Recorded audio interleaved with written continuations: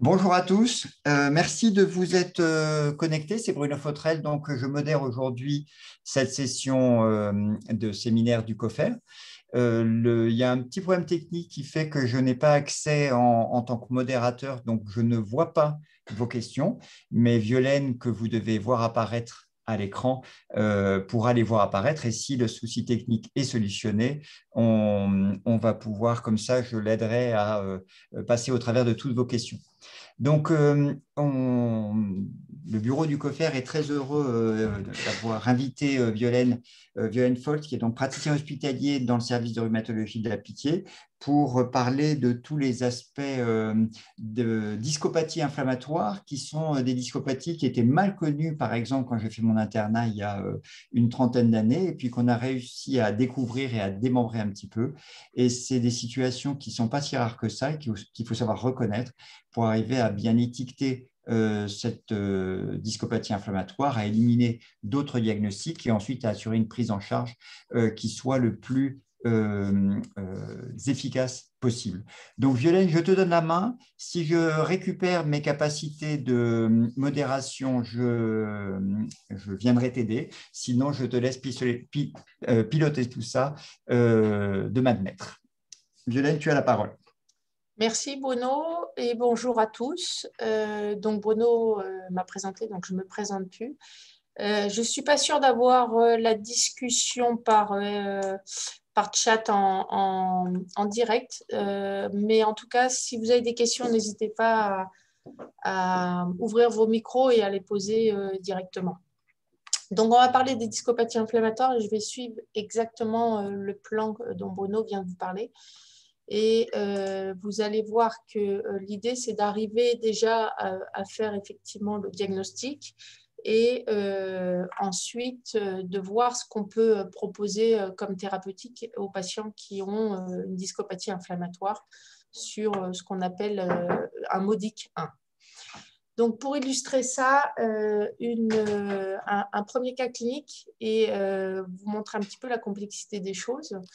Il s'agit d'une femme de 41 ans qui a fait un lumbago en 2003 sans irradiation et elle a des réveils nocturnes au moment de ce lumbago. Elle a un dérouillage d'une trentaine de minutes et la douleur a tendance à augmenter et il n'y a aucun effet des anti-inflammatoires et d'une épidurale qu'on a pu lui faire. Et elle a eu une IRM. Alors, la première question que j'avais envie de vous poser, c'était pour vous, quels arguments vous allez retenir pour dire qu'une rachialgie est d'horaire inflammatoire? Alors, je vous ai fait 5 propositions, mais voilà, l'idée, c'était d'avoir un petit peu votre sentiment sur qu'est-ce que vous retiendrez. Est-ce que c'est plutôt un âge inférieur à 18 ans, une amélioration de la douleur au repos, une amélioration lors de l'activité, une amélioration après traitement par anti-inflammatoire, le fait qu'il y ait de la fièvre ou le fait qu'il y ait des signes digestifs. Et vous pouvez répondre dans le chat, donc dans la partie discussion. Comme ça, on pourra voir s'afficher vos réponses.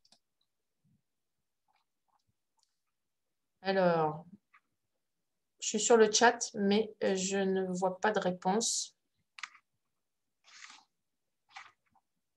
Tu arrives à en voir, Bruno, toi? Non, je n'en vois pas et je vois que potentiellement, c'est désactivé. Donc, ça veut dire que… Donc, voilà, je vais continuer. Et pour vous orienter par rapport à ça, il y avait donc les critères ASAS, qui est un groupe d'experts européens, qui avait recommandé des règles pour retenir le caractère inflammatoire à des rachialgies. Il faut pour ça tenir compte de l'âge, un sujet qui a moins de 40 ans, un début insidieux, une amélioration des douleurs à l'activité physique et aux exercices, l'absence d'amélioration de douleurs au repos et des douleurs qui peuvent réveiller la nuit et qui sont améliorées donc, par le fait de marcher, de se lever et faire quelques pas. Tout ça orienté vers une rachialgie inflammatoire s'il y a au moins 4 de ces 5 critères. Et vous voyez ici les qualités métrologiques de ces critères en faveur de la rachialgie inflammatoire. Donc, ce qui est important, c'est d'abord de retenir le caractère inflammatoire de la douleur. Et puis, bien sûr, vous savez que devant des rachialgies, il faut aussi toujours rechercher les red flags, les drapeaux rouges, qui vont orienter donc vers une lombalgie symptomatique. Je vous les rappelle très brièvement. Ça concerne l'âge. Un premier épisode avant 20 ans ou premier épisode après 55 ans, c'est toujours suspect et on doit rechercher une lombalgie symptomatique. En cas de traumatisme violent, notamment un accident de la route, rechercher bien sûr des fractures. Il y a des paramètres qui concernent sur l'altération de l'état général, l'amaigrissement, la fièvre, qui peuvent soit orienter vers une pathologie tumorale, soit vers une pathologie infectieuse. Il y a tous les paramètres qui entraînent une immunosuppression ou dépression, qui favorisent donc les infections, mais également certaines hémopathies, que ce soit la toxicomanie, l'immunosuppression, l'infection par le VIH. Il y a des paramètres qui concernent la douleur. Une douleur, normalement, une lombalgie mécanique, ça finit par guérir. Donc, une douleur qui est constante, voire qui s'aggrave dans le temps et qui a des caractères inflammatoires, c'est les caractères qu'on vient de voir, ça oriente vers une lombalgie symptomatique. Tout ce qui concerne la localisation dorsale, une dorsalgie jusqu'à preuve du contraire n'est pas mécanique. L'utilisation prolongée des corticoïdes parce que ça favorise les infections et parce que ça favorise la déminéralisation osseuse et donc la fragilité osseuse et les fractures. Tout ce qui va être antécédent médicaux de tumeurs parce qu'on a toujours peur d'une récidive, y compris à long terme. Et puis tout ce qui est symptômes neurologiques étendus à la recherche d'une pathologie déminéralisante ou autre. Et tout ce qui va être déformation rachidienne. Je vous rappelle que normalement, une scoliose, en tout cas du sujet jeune, ne doit pas faire mal. Donc, le caractère inflammatoire et ces drapeaux rouges doivent faire orienter vers une rachialgie symptomatique. C'est un peu l'arbre décisionnel que je vous ai remis ici. Devant quelqu'un qui a une douleur de la région lombaire aiguë, c'est surtout l'interrogatoire et l'examen à la recherche de tous ces paramètres qu'on vient de voir, caractère inflammatoire et drapeau rouge, qui vont permettre d'éliminer déjà une cause extra-rachidienne, une douleur de la région lombaire, mais qui n'est pas en cause avec une pathologie du rachis lombaire. Donc, ça peut être tout ce qui est pathologie des sacroiliaques, tendinopathie du moyen fessier, une pathologie gynécologique, une pathologie artérielle comme l'anévrisme de l'aorte, etc. Si on est vraiment face à une lombalgie ou une lomboradiculalgie, première chose, c'est d'éliminer les signes de gravité. Je vous rappelle au nombre de 3. Syndrome de la queue de cheval, déficit moteur inférieur à 3/5 et le caractère hyper douloureux avec une résistance au sulfate de morphine, 30 mg matin et soir. On a éliminé les signes de gravité. Est-ce qu'on a des drapeaux rouges? C'est notre cas ici parce qu'on a des douleurs d'horaire inflammatoire, plus ou moins des drapeaux rouges. Et dans ce cas-là, on doit prescrire les examens qui permettent de nous orienter vers un diagnostic plus précis. Sinon, on est devant une lombalgie mécanique commune et il n'y a pas d'indication à la réalisation d'examens complémentaires. Donc, face à cette lombalgie inflammatoire, 5 grandes catégories de diagnostic. Il va y avoir tout ce qui va être infectieux, tout ce qui va être tumoral, tout ce qui va être les spondyloarthrites, tout ce qui va être pathologie microcristalline et enfin, en diagnostic quasiment d'élimination, ce qu'on appelle le modiquin et je vais revenir sur chacune d'entre elles. Donc, en premier, éliminer bien sûr une infection puisque le diagnostic, le pronostic peut être vital. Ce qui permettra de nous orienter, c'est bien sûr le terrain et la recherche d'une porte d'entrée. Terrain, est-ce que le patient est immunodéprimé? Porte d'entrée, est-ce qu'il y a eu une effraction, un soin dentaire ou autre, ou une autre infection? Le caractère inflammatoire de la douleur. Les signes d'accompagnement, on va rechercher la fièvre, l'altération de l'état général, les frissons. Le syndrome inflammatoire biologique, l'imagerie qui va bien sûr aussi nous orienter. Je vais vous montrer des images. Et enfin, le diagnostic repose essentiellement uniquement sur donc, la bactériologique et le fait de retrouver la bactérie en cause. Donc, dans les drapeaux rouges que je viens de vous énoncer tout à l'heure, qu'est-ce qui va nous orienter? L'altération de l'état général, l'amaigrissement, la fièvre, tout ce qui est facteur favorisant d'une infection, le caractère de la douleur, et puis aussi les corticoïdes qui favorisent les infections. Voici des images qui viennent donc du COFER, de radiographie déjà standard, où on voit qu'il y a une image en miroir de part et d'autre. Donc là, vous avez une vertèbre, vous avez la corticale d'une autre vertèbre, et on voit un effacement avec des érosions du plateau vertébral de cette vertèbre ici, un pincement discal qui prédomine ici et un plateau vertébral également qui n'est pas bien visible avec probablement ici une déminéralisation qui est en rapport avec une érosion du plateau vertébral.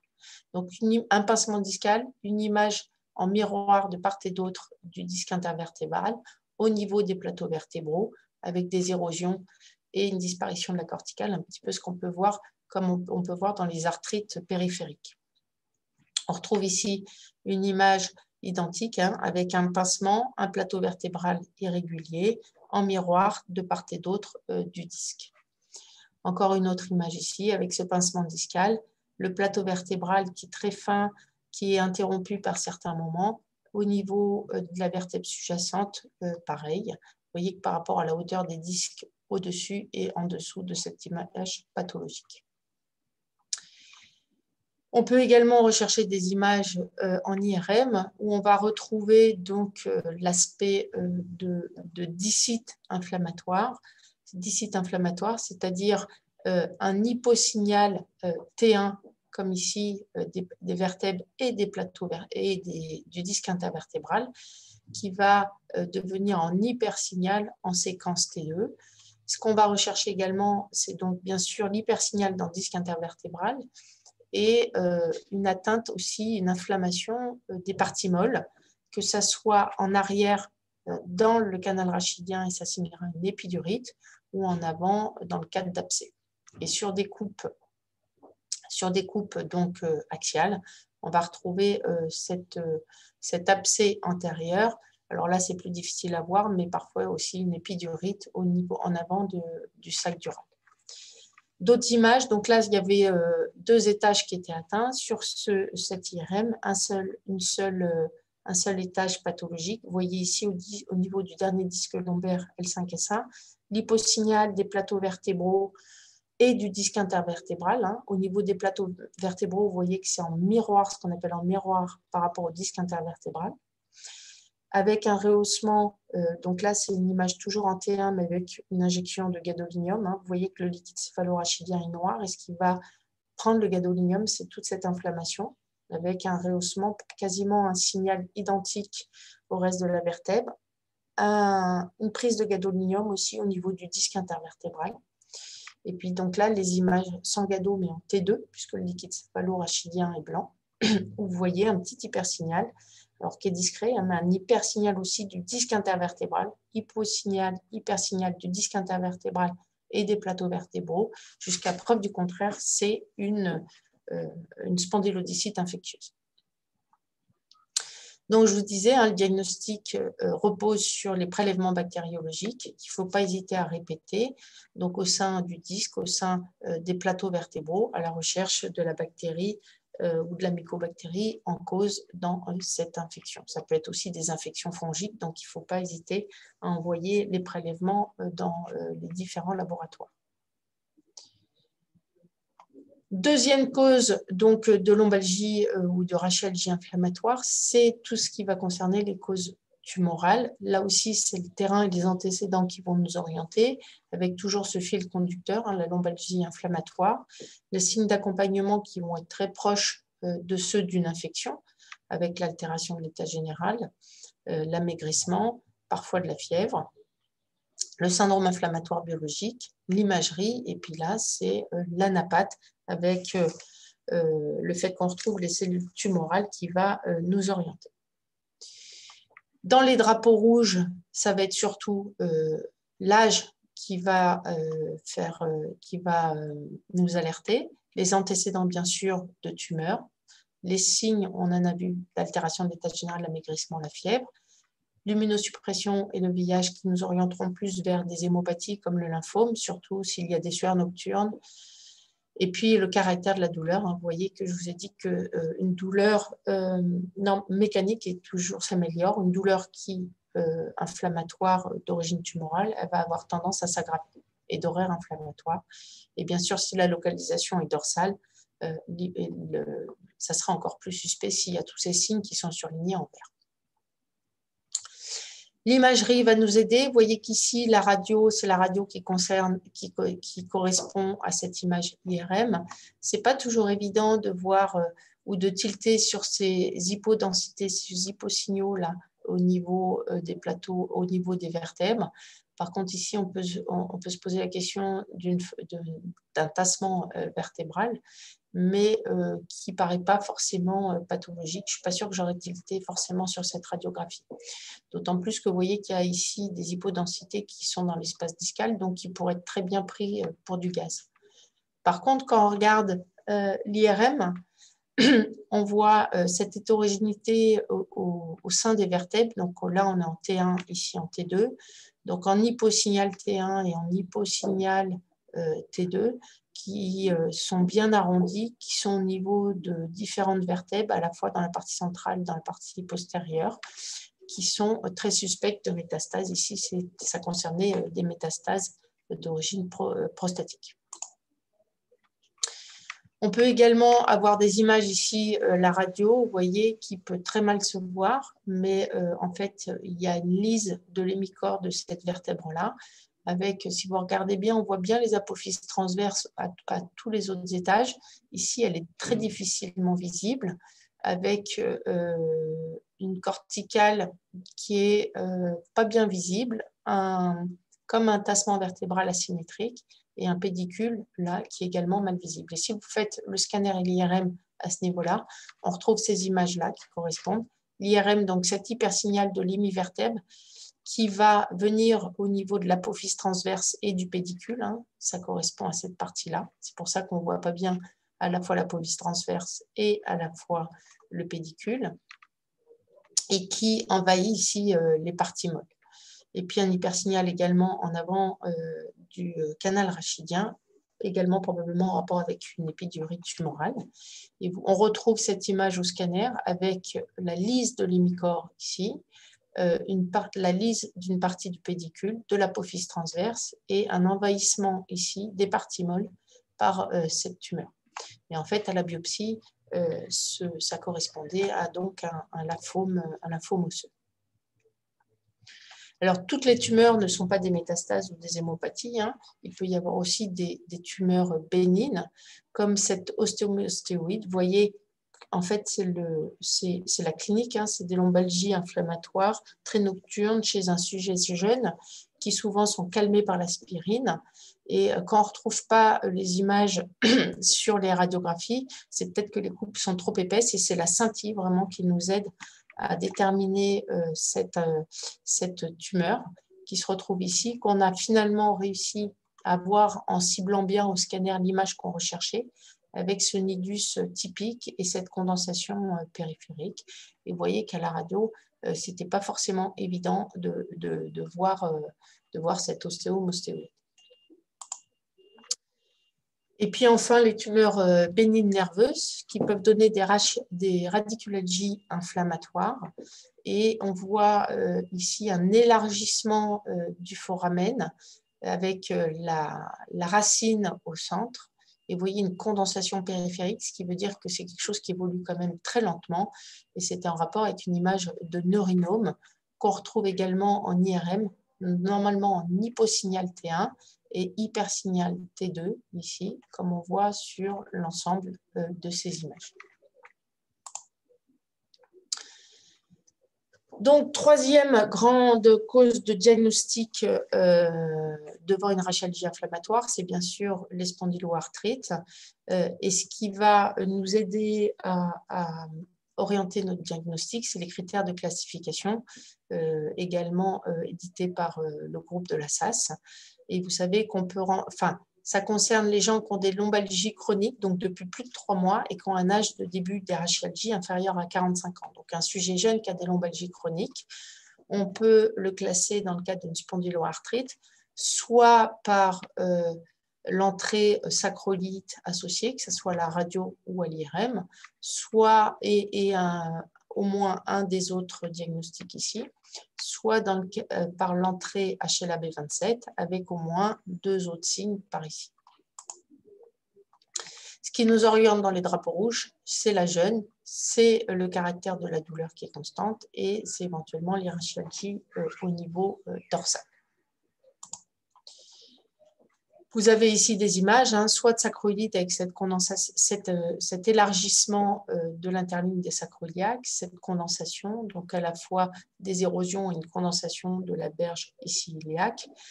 Vous avez, je vous ai mis ici en correspondance une image de sacroiliaque normale.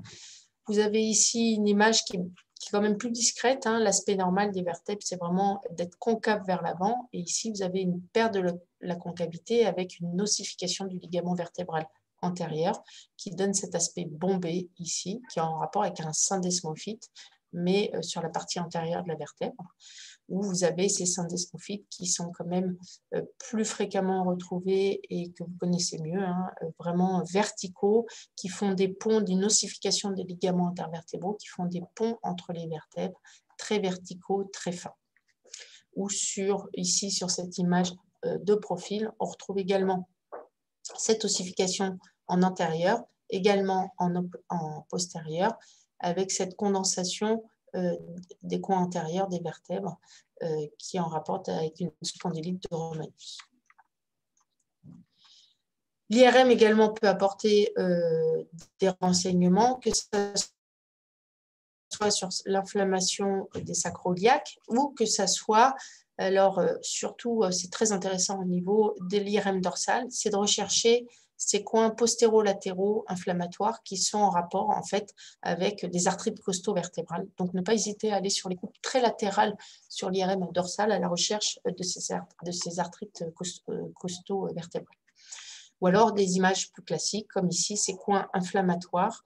Vous savez qu'on doit en retrouver au moins 3 pour éventuellement s'orienter vers une spondyloarthrite en l'absence de discopathie. C'est-à-dire que les disques sur ces séquences en T2 doivent rester bien blancs et ne doivent pas être dégénérés et donc devenir en hyposignal. On retrouve également des coins inflammatoires comme ici. Quatrième grande diagnostic de vandélombalgie inflammatoire, après les infections, les tumeurs et les spondyloarthrites, ça va être tout ce qui va être pathologie microcristalline. Là également, ça va être les antécédents, le terrain, éventuellement les antécédents, les autres localisations, s'il y en a, d'atteinte microcristalline, qui peuvent aussi donner des lombalgies inflammatoires et parfois s'accompagner d'un syndrome inflammatoire biologique. Et c'est souvent l'imagerie également qui permettent de retenir ce diagnostic. Alors, 2 grands types de microcristaux qui permettent d'orienter de conclure à une pathologie microcristalline.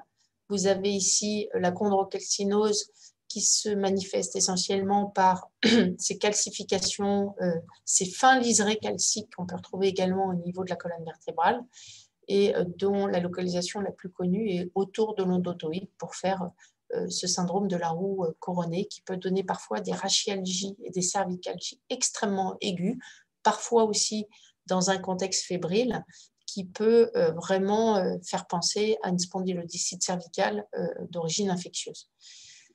Ces atteintes peuvent donner également des importantes synovites entre C1 et C2. Et vous voyez que parfois la moelle elle est vraiment pas loin derrière, peuvent entraîner une compression médulaire. Donc l'examen neurologique est fondamental. Deuxième type d'atteinte microcristalline au niveau du rachis, ça va être les cristaux d'hydroxyapatite qui peuvent se mettre également au sein du disque et lors de leur résorption entraîner une grosse crise inflammatoire, comme on peut voir aussi au niveau de l'épaule. Hein. Et si on fait que l'IRM, ça peut être vraiment un piège parce qu'on peut vraiment penser à une spondylodicite infectieuse aussi, avec ces images en miroir de part et d'autre du disque intervertébral. En hyposignal et hypersignal T2 qui peuvent faire penser à une spondylodicite en tout cas au départ. Donc vraiment compléter dans ce cadre-là, c'était un patient qui était adressé par les urgences pour une suspicion de spondylodicite parce qu'en plus il avait un syndrome inflammatoire biologique, de la fièvre, une rachialgie très inflammatoire et très aiguë et en fait c'est la radio qui a permis de conclure à ce caractère microcristallin de cette rachialgie aiguë. Et puis, donc, une fois qu'on a éliminé tous ces diagnostics, eh ben, on peut retenir également le diagnostic de ce qu'on appelle le MODIC 1. C'est une lombalgie inflammatoire qui est en rapport avec une discite inflammatoire et sur lequel on va passer un petit peu de temps. Alors, ce qui nous permet de nous orienter, ça va être bien sûr tous les signes qui permettent d'éliminer les 4 autres grandes pathologies qu'on vient de voir. Et c'est également cette lombalgie inflammatoire un peu nue, sans altération de l'état général, sans fièvre, sans autres signes particuliers. Alors, qu'est-ce qu'on appelle MODIC? Eh bien, MODIC, c'est un signal qui a été décrit par M. MODIC au départ de l'IRM, donc dans les années 80.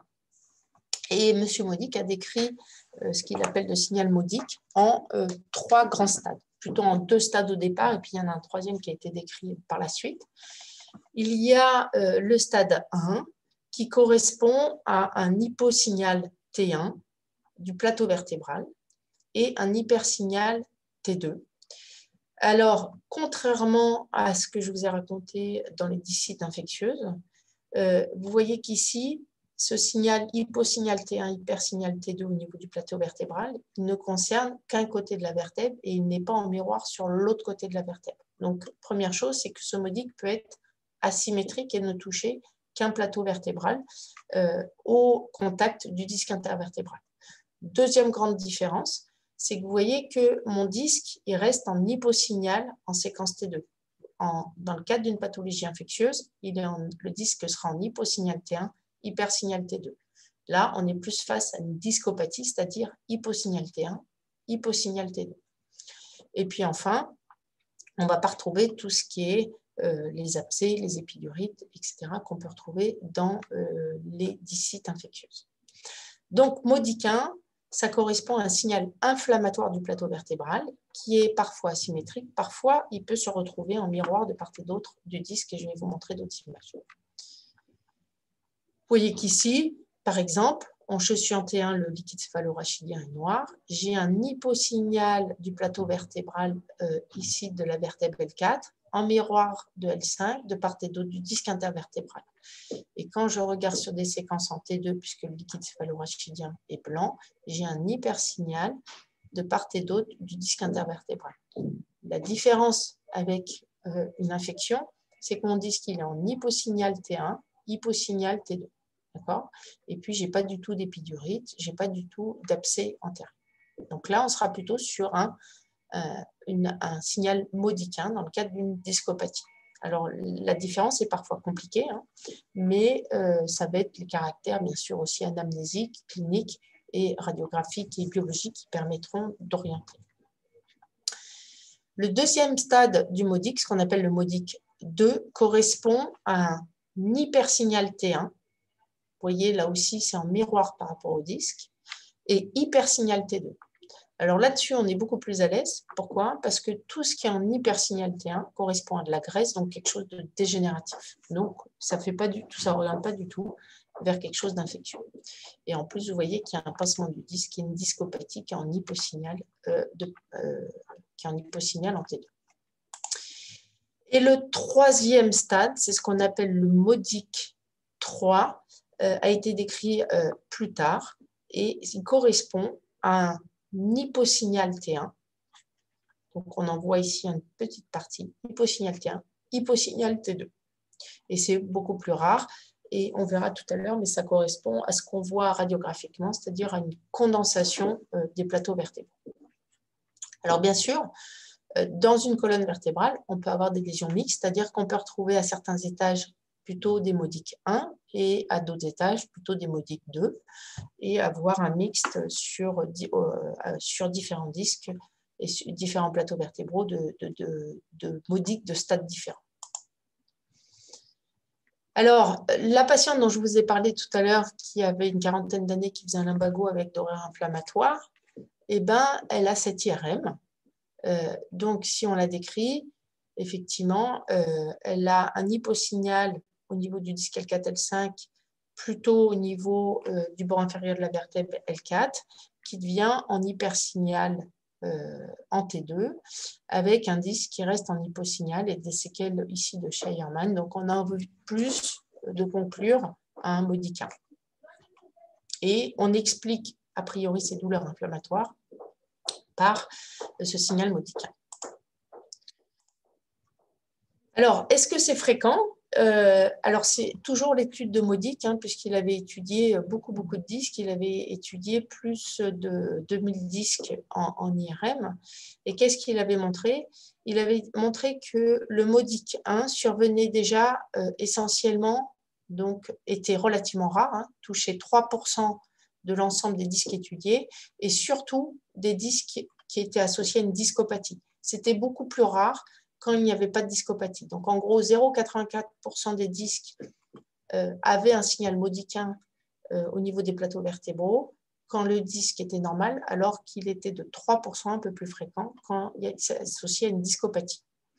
Et ces modiques 1 se voient autour de 50 ans et concernent surtout les 3 derniers disques lombaires. Alors que le modique 1 est beaucoup plus fréquent, vous voyez que ça concerne 20% des disques étudiés, et essentiellement quand il y a une discopathie qui s'y associe. C'est beaucoup plus rare quand il n'y a pas de discopathie. Donc, 1, le modique 1 est relativement rare.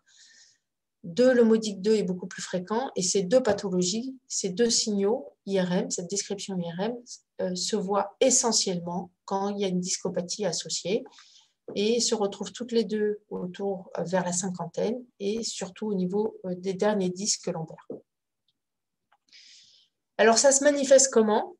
C'était très intéressant parce que pour la première fois, il y avait une description IRM d'une anomalie et c'est après coup qu'on a essayé d'y associer un tableau clinique. D'habitude, il y a un tableau clinique et on essaye d'associer une lésion, une image radiographique à ce symptôme. Là, ça a été l'inverse. Et ce qu'on a découvert, c'est que le modique 1 était dans la plupart des cas, à peu près 3 quarts des patients avaient des symptômes douloureux.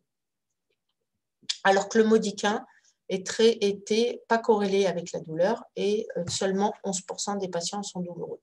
Donc, le modique 1, c'était la première lésion qui était associée à un signal douloureux. Alors que, vous le savez, et ça, c'est une étude qui a repris des sujets sains, plus de 3000 sujets sains, pour lesquels on a analysé leur image, scanner ou IRM, en fonction de leur âge, 20, 30, 40, 50, 80, en fonction de toutes les pathologies, toutes les anomalies IRM ou scanner qu'on peut retrouver en imagerie. Et qu'est-ce qu'on a trouvé chez ces sujets sains?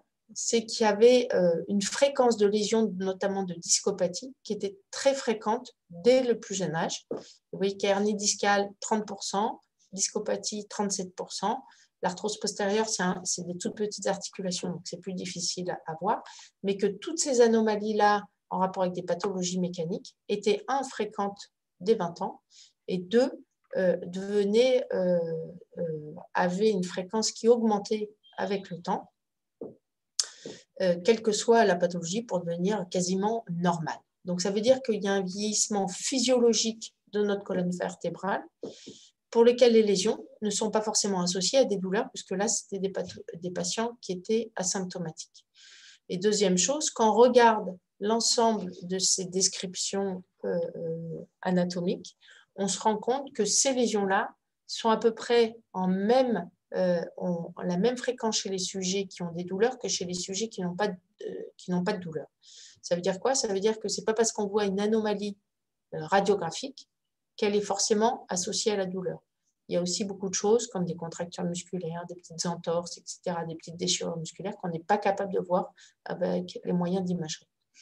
Donc, ce qui était intéressant, c'est que le modique 1, c'était la première anomalie que lorsqu'on l'observe à l'imagerie, on peut être quasiment certain qu'elle soit associée aux symptômes douloureux du patient. D'accord ? Ce qui n'est pas vrai avec les autres anomalies radiographiques. Alors, comment ça se manifeste? Il y a une étude pilote qui a été faite par l'étude de Cochin qui avait étudié 35 lombalgies chroniques et les avait réparties en 3 groupes IRM, soit modique 0, c'est-à-dire qu'il n'y avait pas de modique, soit modique 1, c'est-à-dire qu'ils avaient un signal modique 1, soit modique 2, c'est-à-dire qu'ils avaient un signal modique 2 au niveau d'un disque. Et ce qu'ils avaient montré à l'époque, mais ça correspondait à ce qu'on croyait également cliniquement, c'est que les patients qui ont un modique 1, non seulement ils sont douloureux, mais ils ont une douleur inflammatoire, quasiment chez 100% des patients, alors que c'était beaucoup plus rare dans le cadre du modique 2 ou chez les patients qui n'avaient pas de modique. On avait également fait une étude dans le service sur un nombre de sujets un peu plus important, donc 60 qui avaient un modique 1, 60 contrôles qui n'avaient pas de modique 2. Et vous voyez que par rapport à l'ensemble des paramètres étudiés, ce qu'on a montré, c'est que les patients qui avaient un modique 1 avaient significativement plus de douleurs inflammatoires. Un autre paramètre qu'on avait retrouvé et qu'on retrouve assez fréquemment en étudiant ces patients, c'est qu'ils ont une douleur qui est pire en extension. C'est-à-dire qu'ils ont plus de douleur en hyperextension du rachis qu'en antéflexion. Et qu'ils avaient également une bonne réponse à la corticothérapie par rapport donc au groupe contrôle. Ce qu'avait montré biologiquement également l'étude de Cochin, c'est que les patients qui avaient un modique 1 avaient une CRP ultra sensible, significativement plus élevée que ceux qui avaient un modique 2 et un modique 0, donc une espèce d'inflammation, de micro-inflammation au niveau du sang. Et localement, alors, qu'est-ce qui se passe? Pourquoi ces patients ont donc des douleurs inflammatoires, en tout cas les modiques 1? Eh ben, quand on fait une analyse histologique des plateaux vertébraux, on va retrouver quoi? On va retrouver des fissurations à la fois de la plaque cartilagineuse. Vous savez qu'il y a la vertèbre, il y a la corticale, et en dessous, entre le disque et la corticale, il y a une plaque cartilagineuse. Et cette plaque cartilagineuse, elle est très importante parce qu'elle va servir comment dire, à la vascularisation du disque. C'est-à-dire que le disque va se nourrir à partir du plateau vertébral par des phénomènes de diffusion à travers de cette plaque cartilagineuse.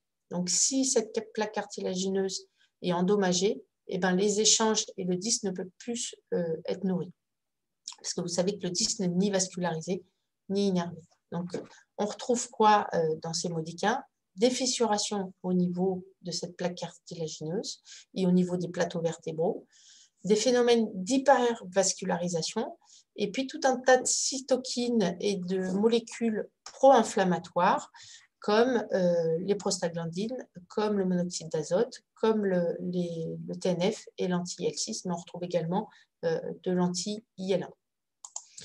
Si on refait une analyse histologique, mais cette fois-ci au niveau des patients qui ont un modique 2, on va retrouver les mêmes fissures, sauf que ça va correspondre à ce qu'on retrouve à l'IRM, c'est-à-dire qu'on va avoir une involution graisseuse. À la place de l'inflammation, on va retrouver de la graisse. Et ce qui a fait dire que probablement l'inflammation va se transformer possiblement en graisse, comme s'il y avait une continuité donc, entre le modique 1 et le modique 2. Et le stade 3, alors il n'y a pas eu d'analyse histologique parce que c'est très rare, c'est des patients qu'on n'opère pas, mais en fait ça correspondrait, ce que je vous ai dit tout à l'heure, à ce qu'on voit radiographiquement ou au scanner, c'est-à-dire à une condensation, à une hyperostose des plateaux vertébraux. Alors, pourquoi on va retrouver ces fissurations? Pourquoi on va retrouver cette hypervascularisation, ces cytokines pro-inflammatoires? Aujourd'hui, il y a plusieurs hypothèses. Alors, il y a la première hypothèse qui serait en faveur d'une origine inflammatoire. En fait, l'histoire, elle viendrait du disque intervertébral. Elle viendrait du disque intervertébral, c'est-à-dire que c'est les fissures qu'on trouve dans le disque intervertébral, c'est les lésions qu'on trouve dans le disque intervertébral qui seraient à l'origine de marqueurs pro-inflammatoires qu'on a retrouvés à la fois chez ces patients qui ont des disques ou des plateaux vertébraux opérés. Et petit à petit, finalement, comme le disque est malade, et ben, ça va entraîner… le disque, il a un caractère, on va dire, amortisseur. Donc, si ce disque perd ses propriétés amortisseurs, et ben, c'est les plateaux vertébraux qui vont amortir les chocs et de même entraîner des micro-fissures localement et du coup une réaction inflammatoire au sein de ces plateaux vertébraux et du coup une inflammation. Donc, Violaine, ouais. Il faut que tu conclues. Ah, je croyais que j'avais 1 heure. 30 minutes, c'était pour blesser un peu quelques questions après. Ah, ok. Donc, je vais aller plus vite, c'est ça? S'il te plaît.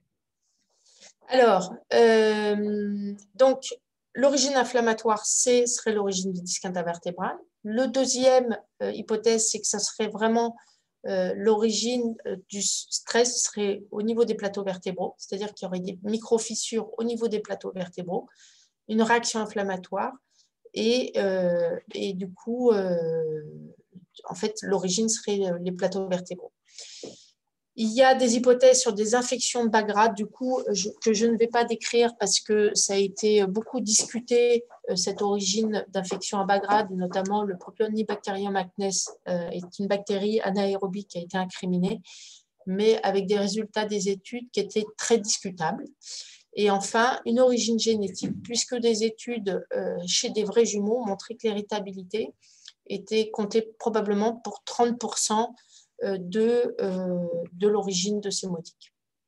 Donc, je vais passer sur toutes ces études, mais je pense que vous aurez le diaporama si on vous le diffuse, qui explique un petit peu ces origines, mais probablement aujourd'hui, ce qui est retenu, c'est que l'origine, elle est probablement multifactorielle. Et il y a probablement une origine du disque avec cette discopathie qui est à l'origine de micro-fissures du plateau qui elle-même va créer de l'œdème et avec un caractère de suspicion. On sait que d'autres facteurs comme le tabac, l'obésité, etc. rentrent aussi en ligne de compte. L'évolution du modique 1, c'est quoi l'évolution? Eh bien, toutes les études longitudinales montrent que finalement, ce modique 1 qu'on voit ici, eh ben, il va se transformer petit à petit en modique 2. Donc, tout ce que je vous disais sur une continuité, ce qu'on retrouvait histologiquement, eh ben, cette inflammation, un petit peu comme dans les spondyloarthrites, va se transformer petit à petit en signal graisseux. Et en gros, il faut prévenir les patients que ça peut être long. Ça peut mettre jusqu'à 2, voire 3 ans au maximum pour se transformer. Et du coup, que la lombalgie inflammatoire disparaisse, en tout cas l'inflammation, le caractère inflammatoire de la lombalgie disparaisse. Donc, notre patiente, finalement, elle a des choses qui s'aggravent, elle est peu symptomatique et puis finalement, elle a ces signaux qui apparaissent, donc une aggravation de ce modique 1 et puis des signaux qui apparaissent en paravertébrale qui nous font dire que probablement, finalement, on s'est trompé, elle a une infection à bas bruit et on lui propose donc une ponction biopsie discale avec des résultats qui sont négatifs. On lui refait une IRM 6 mois plus tard et qu'est-ce qu'on trouve ? On retrouve encore ces modiques 1 à des étages, à plusieurs étages, et puis des hypersignaux plus hauts sur des disques qui sont apparemment ça. Et finalement, chez cette patiente, on a conclu à une spondyloarthrite parce qu'elle avait en plus une sacroiliite qui est apparue. Donc, vous voyez que ce signal modique 1, ce n'est pas si simple à diagnostiquer et qu'il faut, c'est important de suivre les patients, toujours de se reposer le diagnostic de l'infection, de la spondyloarthrite et des diagnostics différentiels dont je vous ai parlé. Alors, en 2 mots, un mot de prise en charge. Le modique 1 et le modique 3, il faut les prendre en charge comme des lombalgies mécaniques classiques, je vais dire. Pour le modique 2, il n'y a pas grand-chose de codifié. Alors, on utilise les antidouleurs, on utilise les anti-inflammatoires, on utilise la cortisone, mais il y a comme un effet rebond à chaque fois qu'on arrête la cortisone. On utilise les infiltrations épidurales, mais là-dessus, il n'y a aucune étude. Il y a des études sur l'infiltration discale. Il y en a une notamment qui a été faite à Cochin qui a montré des résultats bénéfiques à court terme, mais pas à long terme. Donc, avec des risques quand même assez importants et des effets secondaires un peu plus importants dans le groupe intradiscal que dans d'autres groupes. Il y a eu 3 études avec les biphosphonates en se disant, ben là, on va traiter les microfissures, on va essayer de favoriser la condensation osseuse et la guérison de ces microfissures, on va utiliser des biphosphonates. Il y a 2 études contrôlées randomisées, une avec le pamidronate, une avec le zoledronate, qui ne montrent pas d'effet bénéfique. Il y a eu des études avec les antibiotiques dans le cadre d'une hypothèse pour une pathologie infectieuse qui a montré des résultats positifs, mais c'était la même équipe qui avait montré que c'était probablement une origine liée au Propionibacterium bacteriomagnes. Et là aussi, cette étude a été très discutée par les bactériologistes qui disent qu'il y a des choses qui ne vont pas du tout dans leur étude. Il y a une étude également avec les probiotiques en se disant que probablement ça pouvait favoriser dans le cadre de micro-infections avec un changement comment on appelle ça, du microbiote localement, mais là également une étude négative. Il y a 2 études également avec la rééducation qui montrent, dont une qui compare la rééducation active au repos strict au lit, qui montre qu'il n'y a pas de différence significative, ce qui nous rassure sur le fait qu'il faille faire bouger ces patients, puisque la rééducation ne les aggrave pas. C'est des patients qui sont parfois très douloureux, voire très gênés dans les mouvements de la vie de tous les jours. Et ce n'est pas en faisant de la rééducation active, en tout cas, qu'on les aggrave. Et enfin, en dernier recours, quand tout ça ne fonctionne pas et que les gens ne veulent pas attendre, il y a quelque chose qui marche très bien au stade modicain, c'est de faire une arthrodèse. Mais faire une arthrodèse à quelqu'un de jeune, ça a les risques de toutes les complications de l'arthrodèse, c'est-à-dire une déstabilisation de tout ce qui se passe au-dessus. Voilà, donc je passe toutes ces études qui sont sur les différentes stratégies thérapeutiques qu'on peut proposer pour arriver à la conclusion. Donc vraiment, la lombalgie inflammatoire fait partie des drapeaux rouges. Le signal modicain est quelque chose de relativement rare, mais suffisamment fréquent pour qu'on puisse le connaître. Et le modicain doit vraiment être un diagnostic d'élimination des problèmes infectieux et des spondyloarthrites. Et c'est vraiment le suivi et l'imagerie qui permettent de vous aider dans le cadre de ces diagnostics. Pour l'instant, le traitement, en tout cas du modicain, n'est pas bien codifié, mais il me semble qu'il faut l'axer sur vraiment 2 axes. Le traitement de la douleur, que ce soit avec les antalgiques, les anti-inflammatoires, les infiltrations épidurales, il n'y a pas d'études, mais on a quand même notre impression c'est que ça fonctionne et que ça aide les patients. Et puis, le maintien de l'activité, voire de la rééducation active pour des gens qui ont une kinésiophobie et qui ont un petit peu peur du mouvement. Voilà, j'en ai fini. Merci Violaine. S'il y a quelques questions urgentes, je vous propose de les mettre dans le chat et je les poserai à Violaine. J'avais moi une question sur le fait, tu as dit que les modiques étaient plus importants dans les disques lombaires bas. De temps en temps, on peut les avoir quand même plus haut. La prédominance dans les disques lombaires bas, c'est en rapport avec leurs contraintes mécaniques supérieures peut-être? Probablement comme une des autres. Alors, il y en a effectivement au niveau cervical et au niveau dorsal. Est-ce que c'est plus en rapport avec des pathologies microcristallines qui peuvent donner aussi cet aspect d'inflammation des plateaux vertébraux? C'est possible. Et comme une des origines du modique 1, en tout cas au niveau lombaire, c'est les microtraumatismes et une pathologie, on va dire, d'efforts répétés, un petit peu comme les fissures de fatigue qu'on pourrait voir au niveau des métatarses ou dans d'autres localisations. Il y a plus de contraintes au niveau du rachis lombaire qu'au niveau des autres étages du rachis, ça c'est sûr. Est-ce que quelqu'un pose la question de l'indication des prothèses discales dans le cadre des modiques? Je crois qu'on revient beaucoup sur les prothèses discales. Je ne connais plus beaucoup de chirurgiens qui en fassent, à part certains qui ne sont pas forcément les meilleurs chirurgiens à mon sens. La prothèse discale, c'était aussi utilisé à un moment dans le modique, mais un des problèmes de la prothèse discale, c'est que, il ne faut pas qu'il y ait d'arthrose postérieure. Donc, je vous ai dit que le modiquin, c'était surtout à 50 ans. À 50 ans, on commence à avoir de l'arthrose postérieure, donc on risque d'avoir des douleurs encore. Et deux, c'est le devenir de la prothèse discale. Après, une fois qu'on a posé une prothèse discale, la durée de vie, c'est en gros 10 ans. Donc, on est obligé de faire une arthrodèse derrière. Donc, si c'est un sujet jeune à qui on a posé une prothèse discale, qui n'a pas d'arthrose postérieure, ça veut dire que c'est l'escalade chirurgicale après, par la suite. Donc, plutôt arthrodèse. Et on pourrait rajouter que quand la prothèse discale ne va pas bien, si elle est trop grande, trop haute, ça devient très compliqué à gérer et à l'origine de douleurs importantes. Quand elle ne s'est pas luxée. Quand elle ne s'est pas luxée, ce qui est encore plus angoissant quand on voit les images. Je ne vois pas d'autres questions.